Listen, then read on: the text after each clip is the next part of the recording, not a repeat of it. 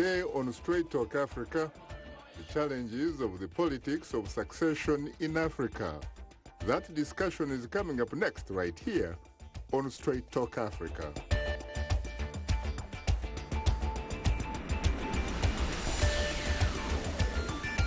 Hello, welcome to Straight Talk Africa, live from the Voice of America headquarters here in Washington. I am Shaka Ssali, and today we are discussing political succession on the continent. The number of authoritarian leaders in Africa has declined since 2010. However, not surprising, there are still many African leaders that have been in power for more than 30 years. My colleague Paul Ndiho has more. Western-style democracy is being tasted across Africa, especially in countries where some of the world's longest-serving leaders continue to hold power. In some cases, plans to remove or circumvent presidential term limits by some leaders is alarming. By September 2019, 5 African heads of state had been in power for more than 3 decades each.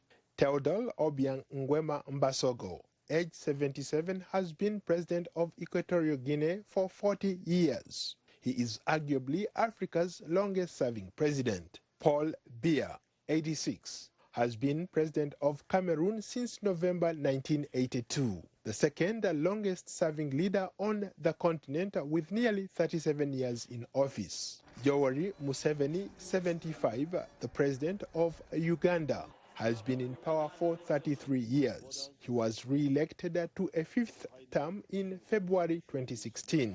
Denis Sassou Nguesso, 75, has been president of the Republic of Congo for a combined total of 34 years. He first served from 1979 to 1992 and then 1997 to present. King Mswati III, age 51, is the king of Eswatini, a post he has held since April 1986. He has ruled over the kingdom for 33 years. The kingdom of Eswatini is the continent's last absolute monarch. Other leaders who have been in power for a very long time include Idriss Déby, 67 years. He has been the president of Chad for 28 years. He won a disputed 5th term in April 2016. Isaias Afwerki, age 73. The Eritrean leader has been in charge since independence in April 1993. Paul Kagame, age 61, has been the president of Rwanda since 2000. In 2017, Paul Kagame won with nearly 100% of the vote, securing a 3rd term in office. Other previous record holders include Haile Selassie, the Ethiopian emperor, holds the African record for the longest time in power. After reigning for 44 years, he was ousted in 1974. Libyan leader Muammar Gaddafi ruled for nearly 42 years. He was killed in 2011 after a protest movement turned into an armed conflict. Gabon's Omar Bongo died in June 2009 after more than 41 years in power. Angola's José Eduardo dos Santos stepped down in September 2017, having led his oil-rich country for 38 years. Eyasimbe Eyadema also ruled the West African country of Togo for 38 years, from 1967 until his death in 2005. His son, Fury Eyasimbe, succeeded him. Robert Mugabe, Zimbabwe's father of independence, was forced out in November 2017 after 37 years at the helm. He died on September 6, 2019. It's a new dawn in Sudan. Abdel Fattah al-Burhan is chairman of Sudan's newly formed Sovereign Council in Khartoum, following the ouster of the 3-decade rule of former President Omar al-Bashir. Bashir tightly ruled Sudan for 30 years. In 2012, the African Union ratified the African Charter on Democracy, Elections and Governance. But critics say the continental body has failed to take similar actions against long-term serving leaders who have exploited ambiguities in the law to extend their term in office. Paul Diho, VOA News, Washington. Thanks, Paul, for that report. Joining us today are two distinguished guests. Temi Ibirogba Program Associate for Africa at the Center for International Policy, and Musalia Mudavadi, a former Vice President of the Republic of Kenya and Amani National Congress Party leader. Well, I have to say, Temi and Musalia, that I'm profoundly honored and exceedingly humbled to have the opportunity to host the two of you for the first time on Straight Talk Africa. Thank you. Thank you so much. You're most welcome, sir.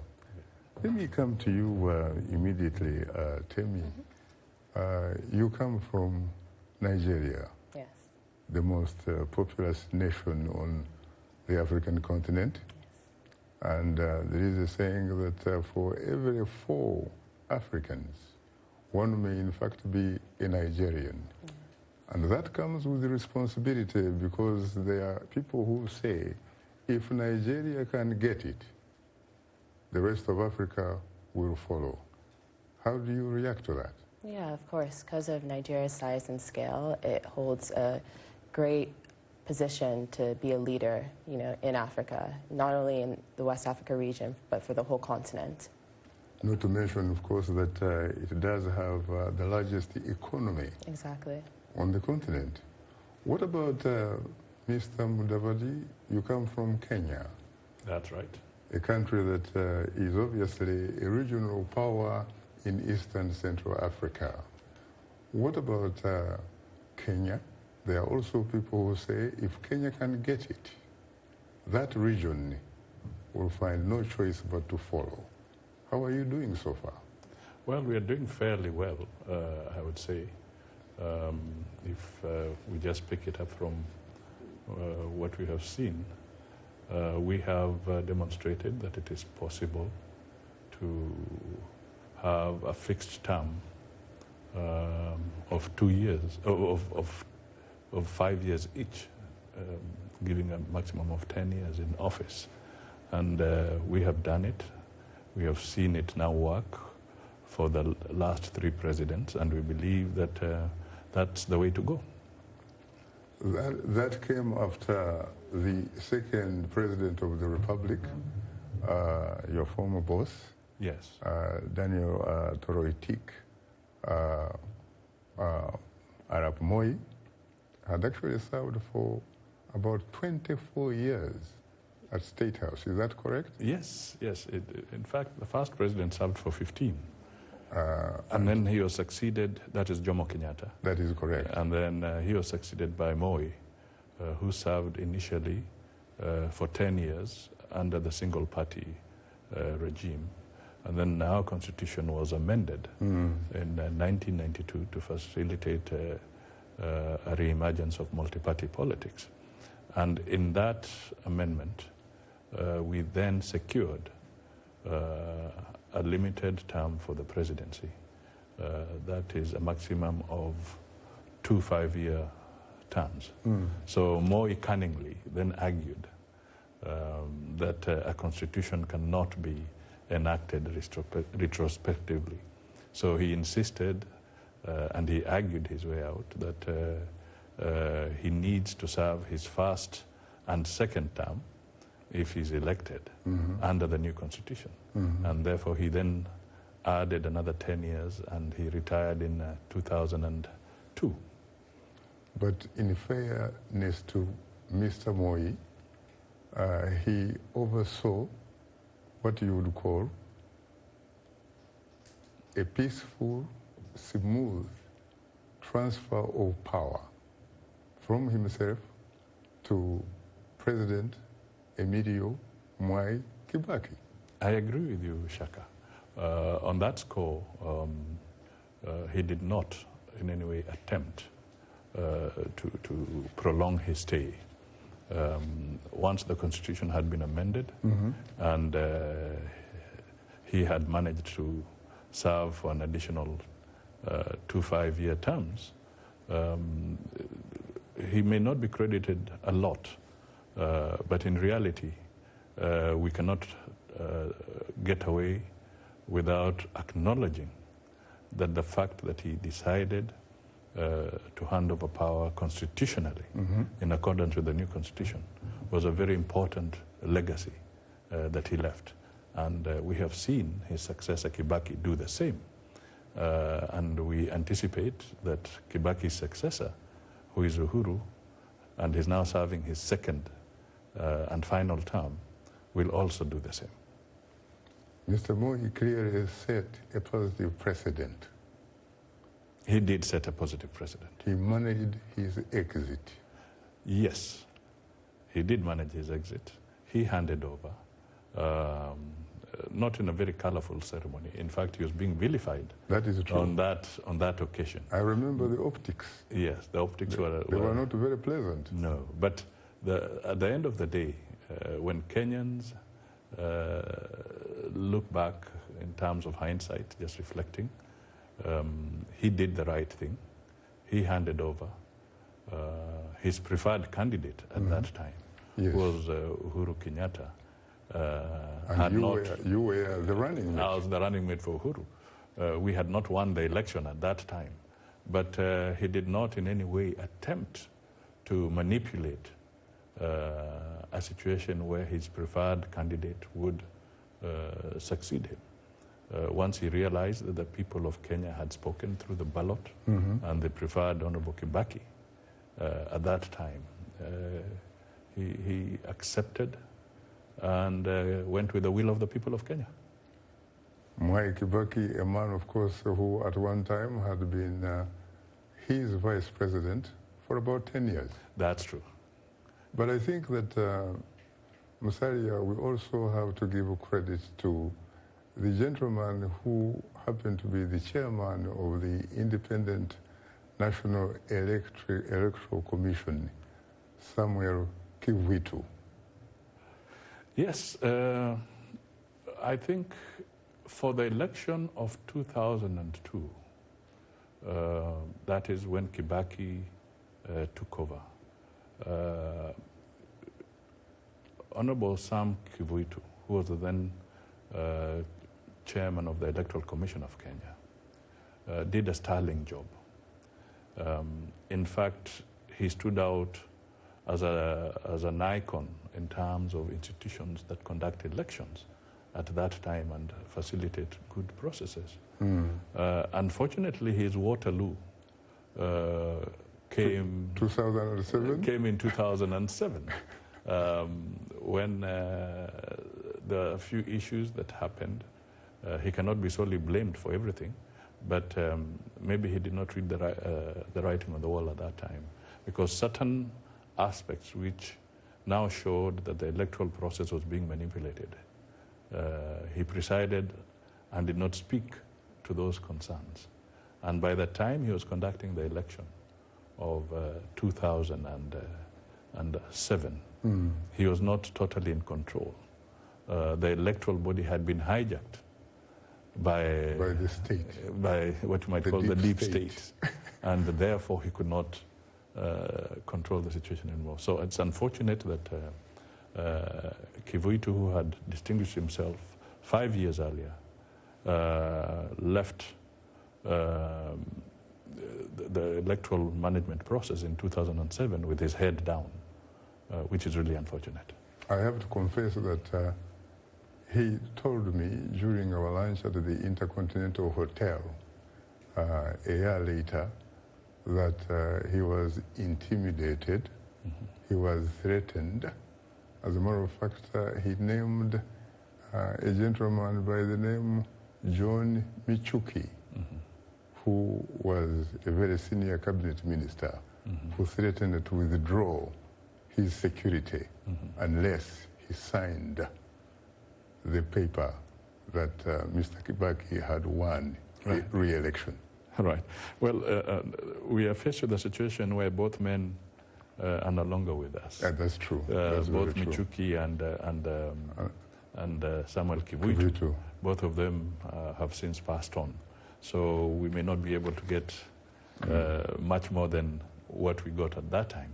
But be that as it may, as I did say, that The tragedy in Africa is when electoral bodies that are supposed to be independent are manipulated or hijacked by forces that wish to continuously suppress the will of the people in those countries. And Kenya is not yet free from that. In fact, even the subsequent elections that Kenya has gone through, even though they have been regular and on schedule as required by the Constitution, right, but the outcome has always been the source of a lot of controversy, sometimes heated and sometimes resulting in bloodshed. So as much as we are on the right trajectory, we are not yet out of the woods. That's right. Yeah. Now, tell me, what about Nigeria, the land of the ogres, pata pata? Of course, as a female, you are not entitled to that. What about Nigeria? Yeah, so in terms of peaceful transitions from leaders to leaders, yes. I believe that Nigeria is a really strong example in Africa. We're currently in the Fourth Republic, which began in 1999, and since then we've seen a transition between 4 different leaders. So it's definitely an example, but there are a lot of struggles the country still faces within our political space. You have Boko Haram in the northeast, you have the farmers-herders conflict, you have religious persecution of Christians, you have Omoyele Sowore, who's the founder of Sahara Reporters. He was actually a presidential candidate in the 2019 elections, and he lost, but a few months afterwards, he spearheaded a protest called Revolution Now, which were meant to be a peaceful, protest. The idea behind these protests were that the odds are really stacked against the millions of ordinary Nigerians because of the way our political system is set up. So he wanted to, peacefully protest against this, and he ended up being arrested since August 3rd. They've claimed, they haven't actually charged him, but they've claimed that he was trying to engage in terrorism activities and that he was trying to violently overthrow the government. So you can see how, even though Nigeria has had these peaceful transitions from leader to leader, our actual civil society space and political space is still shrinking.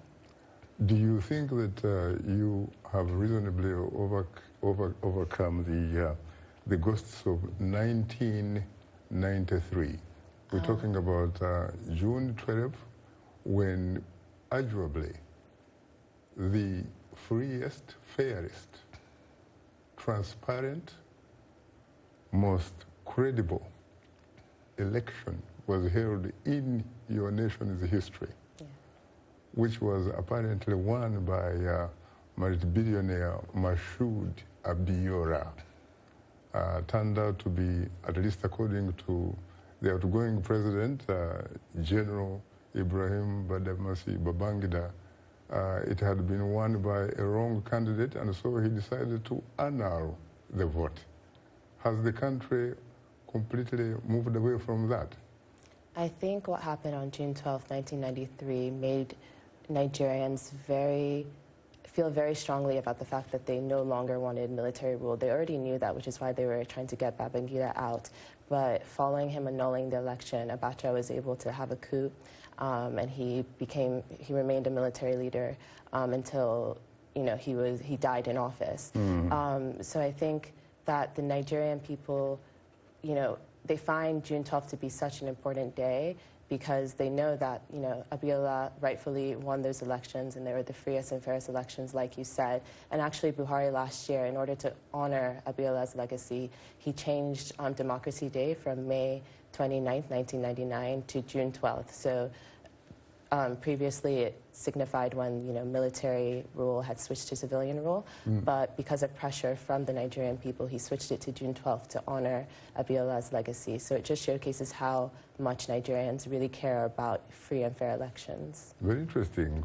The other election that most observers of the Nigerian political scene agree that was equally very free, verifiable, transparent, and credible, was that of 2015, when the chairman of the Electoral Commission was a Professor Atahir Jega. Everybody thought that was a real election and not a selection. Yeah. So what happened during the last election? During the last election, Buhari, he won.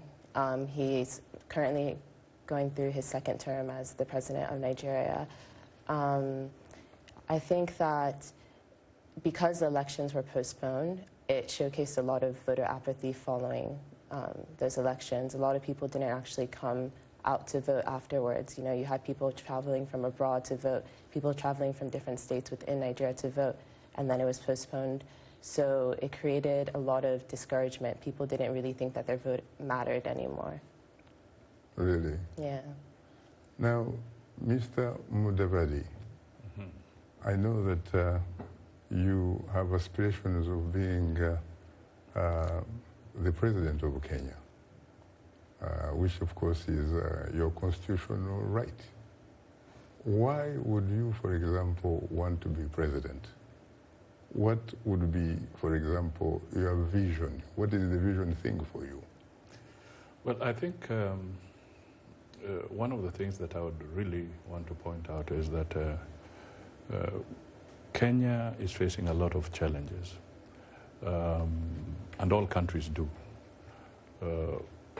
But more specifically, I would like to see an economy, a country that is growing and generating jobs for the people of Kenya, especially the young people, because our demographics show that we now have 80% of our population being 35 years and below. So this is definitely something that we all must get concerned with. And therefore, we need to have a country where systems work, where the economy is able to deal with this changing demographic structure. I would like to be able to see a country where there is genuine respect for constitutionalism and the rule of law. I would like to see a country where services and like health are offered to the people, and people live with dignity. And I believe that this is a challenge that our country is facing now. We are seeing a country where the public debt has now hit 60% of GDP. That means we are going to have serious problems going forward in terms of budgeting for things that really matter. Because constitutionally, when you have such a huge public debt, then as you collect your revenue as a nation, it's all going to debt repayment. So this is something that has now come to haunt us. And it needs men of serious goodwill, men and women of serious goodwill. Integrity. And integrity. Character. And character to come forward and start shaping the future. Because if we allow states to continue on that track, even the best of states, particularly on our continent, would quickly degenerate into a failed state. And we don't want failed states. We are having our challenges in the East African region. The good lady has just talked about Boko Haram. We have been living with the Al-Shabaab menace for a very long time. And we have seen the kind of damage they can do, because any failed state around you becomes a heaven for terrorism to thrive. So Kenya needs to be taken seriously, and the leadership there needs to become more serious than we have seen. So broadly, this is the kind of thing that I look at. But Shaka, if you don't mind, let me just go back a little bit to this issue of the election. I did say that we are not yet out of the woods. There's also a new phenomenon, because election management in countries sometimes involves partnership with international entities who come in maybe to deal with technology-related aspects. They come in maybe to handle certain data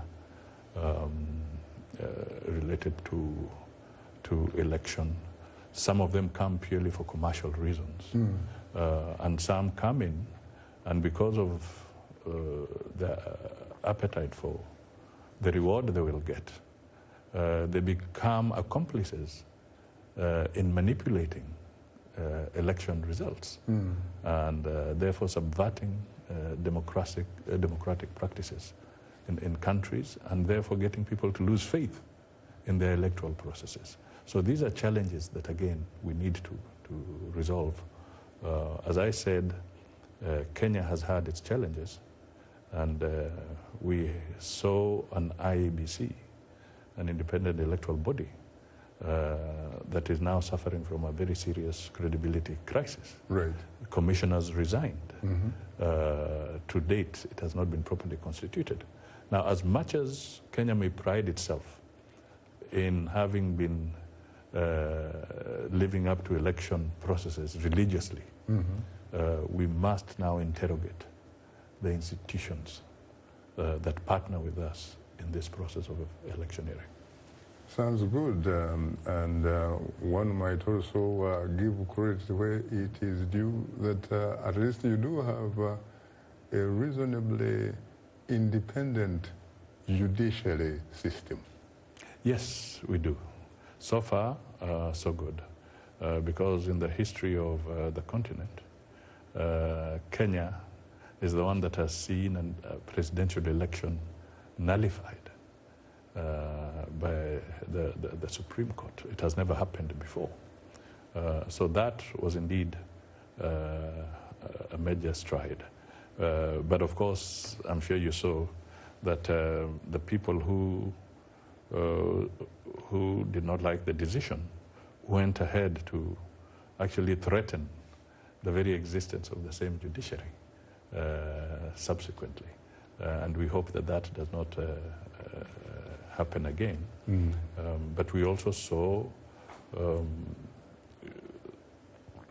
areas where the Supreme Court, as much as it nullified the election, we saw areas where the independent electoral body refused to obey the orders of the Supreme Court in certain technical aspects. And got away with it. And got away with it. Now, going into the future, we should not allow such kind of practices to persist. You need to address that. Yes. Tell me, Mr. Musalia Mudavadi was talking about elections. Do you think when you look at your experience, you look at your research, do you think that most of Africa holds elections for the primary stakeholder, for their own people, or do they hold elections for who they call the development partners? Yeah, I definitely think that some countries have achieved having successful democratic elections where the people's will is a priority. But I think there's a lot of countries that are still struggling. Uganda is an example of that. And, you know, the youth in Uganda have shown how disenfranchised they feel and how tired they are of what's been going on there. You have somebody like Bobby Wine, who's a presidential candidate, and he represents, you know, the new wave of Ugandans who are looking for something different in the country. But overall, I do agree with what you said, that it's not always the will of the people that's put forth. And there's a difference between being a subject and being a citizen.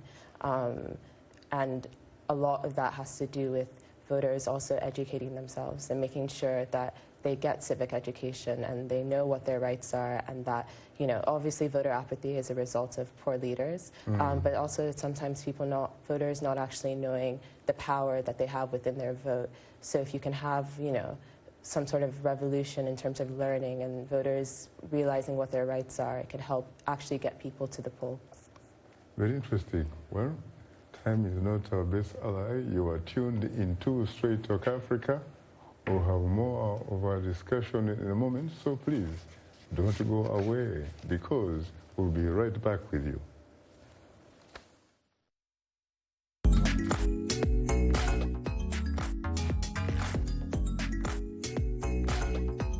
Voices, we're talking about the news and issues you're talking about. Sharing stories of development and growth across Africa, around the world, and in our lives. Topics that inform, empower, and change the rules. It's time for Our Voices. With me, Haiti Adams Fitzpatrick. And Hadiza Kiari. And Ayan Bior. And Orion Itangi Shaka. It's time for Our Voices.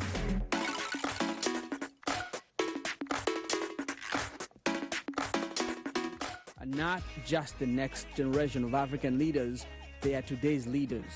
And this is the time to invest in them. Today, not tomorrow. So let's connect. Let's engage with each other on issues that will transform our societies. Innovation, leadership, entrepreneurship, things that you're doing to move the continent forward, to make you the greatest generation that Africa has known. It's Up Front every Wednesday, 1730 UTC, right here on the Voice of America.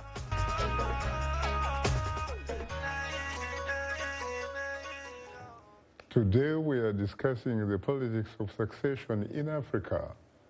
Our guests are Temi Ibirogba Program Associate for Africa at the Center for International Policy, and Musalia Mudavadi, former Vice President of the Republic of Kenya and Amani National Congress Party leader. Well, Temi and Musalia, once again, I have to say that I'm profoundly honored and exceedingly humbled to have the opportunity to host you for the first time on Straight Talk Africa. Thank you. Thank you. You're most welcome. Now, Temi, when, for example, it is time to essentially have elections, especially during the end of an incumbent president. In most of Africa, you almost can predict who is going to win. Incumbents almost never lose. They basically thrive on saying they conduct what they call periodic elections, which in fact some pundits have actually dubbed periodic selections. What do you think needs to be done in order to make sure that elections in Africa, in most of Africa, that is, because obviously there are few African countries which have met what you would call the democratic or international democratic threshold.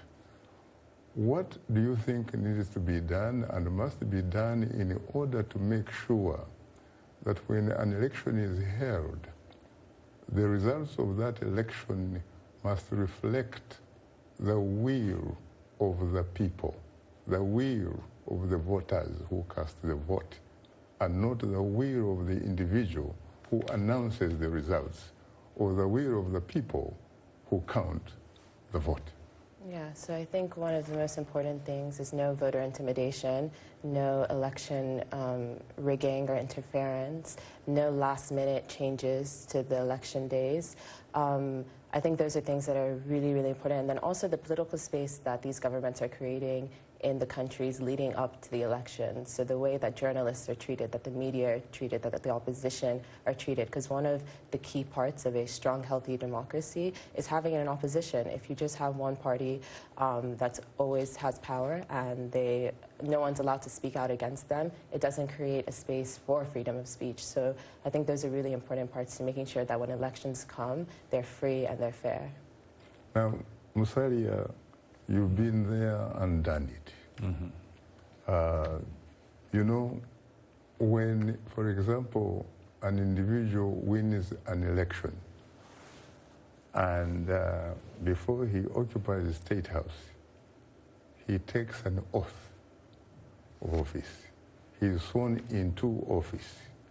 And when he or she does that, basically the words are very clear. You get into that office to defend, protect, and preserve the Constitution. And yet, most leaders on the African continent routinely violate that oath. And yet, when they violate that oath, the international community and other countries continue to do business with them as if it is normal. And yet, you see, for example, what is happening in the United States. You have heard voices of impeachment on Capitol Hill because they say that the incumbent President Donald Trump may have, in fact, violated his oath of office. You look at the United Kingdom. You look at the issue of Brexit. You have seen since David Cameron, when his party lost the election and the people voted in favor of Brexit, you are now into the third prime minister. You had Theresa May. She reached a point where she did not have essentially the support of her colleagues, her support. She basically easily stepped aside, and Parliament elected, and the ruling party appointed a new prime minister. It's quite possible that in the next couple of days we might, in fact, even see another prime minister. And it is so orderly. People continue to go to work as if nothing, in fact, has happened. What can we do in most of Africa to achieve that level of confidence of doing business as usual? Well, Shaka, you brought up several issues in your conversation, and I'll try and isolate them. There's one that is a challenge. That is the first one I'll try and handle is the issue of presidents who take an oath of office, and then somewhere along the line, they decide to veer off from the oath that they took and engage in what you might call mutilation of their own constitutions by bringing in amendments that are clearly not consistent with the principles of their constitution in the first place. So we have that challenge. And this has come out very clearly, at least within the African continent, of presidents who have either eliminated term limits or presidents who have literally become constitutions themselves. You have a lot of examples, at least where you come from, in East Africa. Yes. So this is a new challenge, and it's a phenomenon that we need to look at and see how it can be addressed. Now, on the other more developed countries where we have, say, the U.S., and we are seeing also the emergence of people like Johnson in the UK, and of course what we see in the United States. We're also seeing a situation where in all these advanced democracies, we're also beginning to see trends of brinkmanship, trends of political leaders who are coming in, and they don't seem to show the appropriate respect for their constitutional provisions. Hence, what we are seeing here about threats of impeachment in a country like this one, where you expect that institutions should work and function and the presidency should give the due respect. We are now beginning to see a regime that looks at things very differently. We are now seeing in Europe, in the UK, for instance, Boris Johnson being told through the Supreme Court that he overstepped his mandate in the way he handled the proroguing of Parliament. Right. So we are seeing a dangerous trend. But the checks and balances in that context kick in. Now, why I want to correlate it to to what is happening elsewhere is that the more they're seen to decide to ignore some provisions of their constitution, what moral authority are they going to have when it comes to trying to tell other nations that they should stand by their constitutions? So this is definitely a worrying trend from the global scale, and one needs to again reflect on it. Now, Kenya has had its share of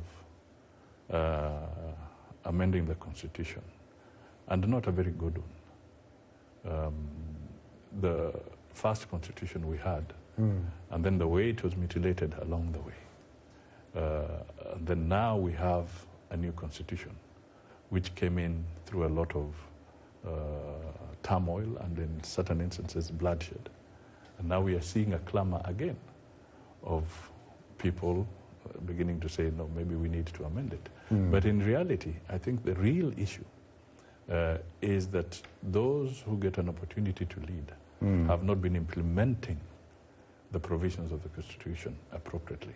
Kenya's new constitution, 2010 constitution, is one of the most progressive constitutions, but there's already a clamor to see it amended, and unfortunately it's being seen as an initiative driven by the political elite. So these are challenges that we will have to face. But Temi, I think it has to be said that changing or amending a constitution is legitimate because a constitution is a living document and therefore can indeed be amended, except the exception where the president or the person of the president is amending the constitution for personal and political interest.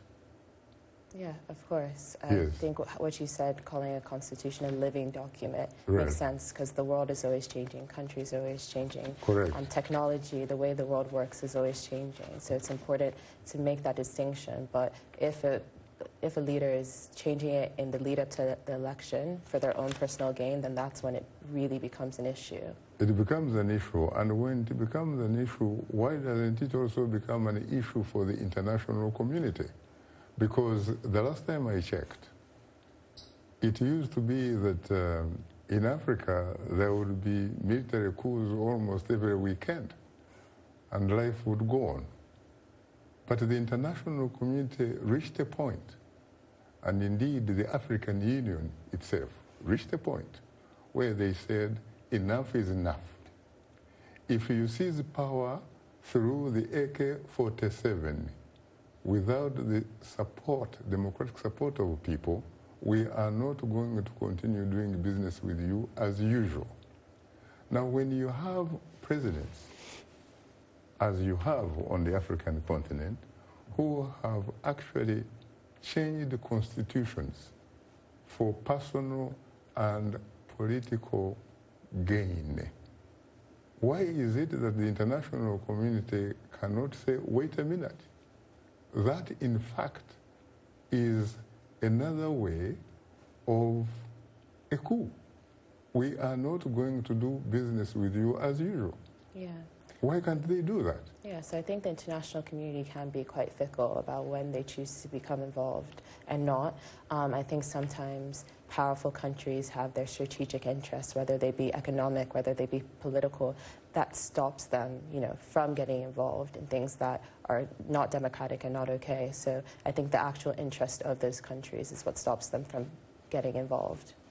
You have a situation, for example, in Uganda, where the Ugandan President Yoweri Museveni, back in 2001, appealed to Ugandans to vote for him so that he could, in fact, serve a second and last constitutional allowable term in order to accomplish three important things. One was to professionalize the army. as if in fact he would be the only individual who could do that. The second was to essentially secure what he characterized as a regional economic market. And you have to give him credit because he was one of those people who revived the East African community. And the third was to choose a successor. The last time I checked, Mr. Mudavadi, President Museveni remains at the political helm of Uganda, and today is 2019.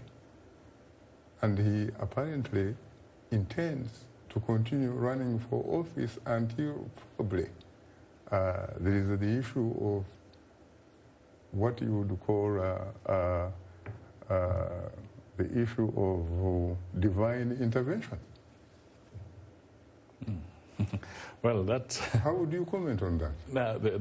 That's a very interesting... Obviously, when you think about it, he probably already has accomplished the three things.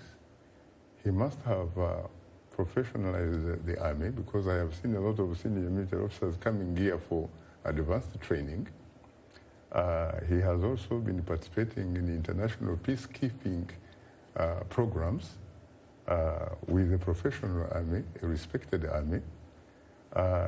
He must also have secured the regional economic market, because we are talking about the East African community. Mm-hmm. Is it possible that he may also have, in fact, chosen himself as his own successor? Well, that's a very interesting issue. But we are neighboring Uganda, so I'll make my comments reservedly. First of all, Uganda has a history of a lot of turmoil. We should never run away from that. And we have seen a lot of stability come into Uganda during the tenure of Museveni. However, that does not exonerate him from the fact that it's important that as a leading light in the region, he sets the example so that we are now able to come back to a situation where a consolidated democratic nation can now revert to good practices of democracy and be able to move forward. This is what I would bring out. But there are 9 ways to skin a cat, if I may use such a terminology. And this comes into the whole issue that you bring out about regimes in Africa circumventing the constitution, or at least adhering to one aspect of it, which says that you can amend the constitution as long as you do it constitutionally. Right. All right? Because that is one way of upholding the same constitution. It does not prohibit amendments, but is it being done constitutionally? Now, why I bring this is that an electoral process and the rigging of an electoral process starts from very far. You can start from a population census. You can manipulate the data. The voter register. You can then subsequently manipulate the voter register.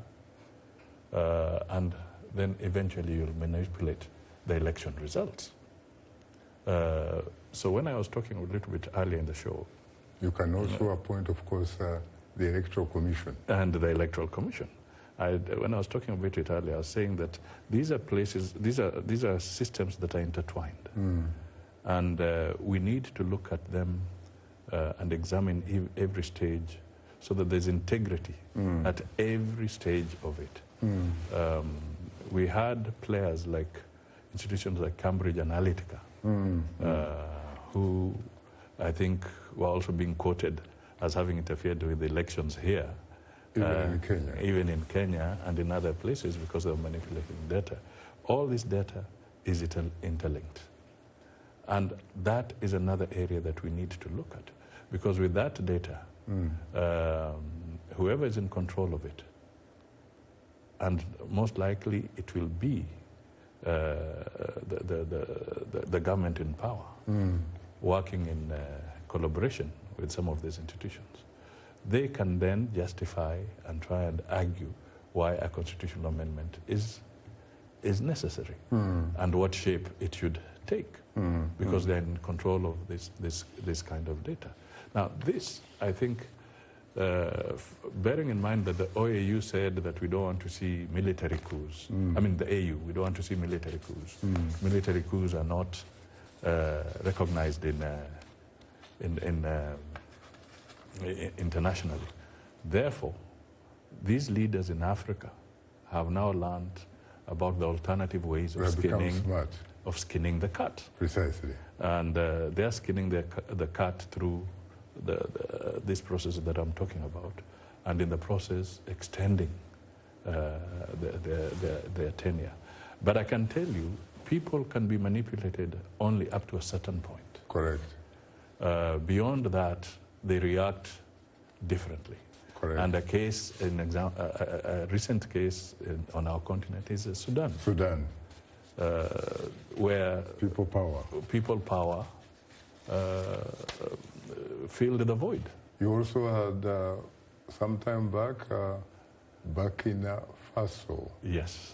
Where handsome Blaise Compaoré was trying to shift the political constitutional goalposts. Yes. In order to hang on to it, but the young people thought otherwise. Right. Yeah. You know, Temi, Musalia Mudavadi talked about the apparent stability in neighboring Uganda. When you hear stability, are you talking about the absence of war, the absence of mass violence, without, for example, the presence of social, political, economic justice for all? Yeah, exactly what you just said is known as human security. So not just traditional security where you're thinking of guns and violence and all these things, but making sure that you have hospitals, that you have schools, that the things that are in place to make a human actually feel secure in terms of their economic means are set in place. So I think it's really important that African nations and also international actors that are interacting with African nations start to rethink the way they see security and no longer see it as an over-militarization, but see it as something that is, you know, it's a spectrum. It's so many different things that need to be looked at. What is power if it cannot be used as a force for good? Exactly. What is power? You're asking me what I personally think power is. Because I thought really the basic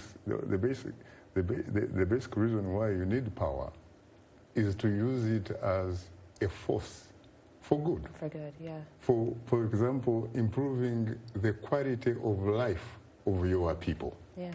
And having those people also respect you, I think that's a huge part of power. And a lot of these leaders who are, you know, staying there for ages and ages. You have Paul Biya in Cameroon. He's been there for 37 years, and now look at the state of his country, really. You are adding no value. Exactly. They're wanting to separate.